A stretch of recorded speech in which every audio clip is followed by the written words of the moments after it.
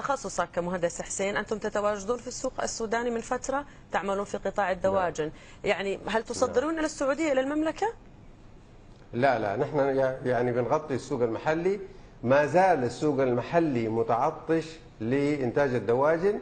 معدل استهلاك الفرد في السودان دجاجتين في السنة، بينما معدل استهلاك الدجاج في العالم الافريج 40 دجاجة في السنة. فالسوق السوداني ما زال يحتاج مشاريع دواجن بشكل كبير لتغطية فقط حاجة البلد. لكن أنا أقول فرصة الاستثمار في قطاع الدواجن للتصدير إلى السعودية أو دول الخليج فرصة غير محدودة. يعني المملكة لكن تحتاج إلى أقل شيء توفير مواصلات سهلة، لأن احنا مهندس حسين يعني معدل استهلاك دجاجتين في العام في السودان قليل مقارنة بما نتابعه. يعني أقترح عليك تفتح مطعم شاورما دجاج، يعني صدقني في اليوم حتبيع لك على الأقل، سيتغير معدل استهلاك الفرد السوداني أكيد. يعني والله حرام دجاجتين في السنة بس. على كل حال نتمنى للمشاريع أن ترى النور. أنا أعتقد موضوع التعدين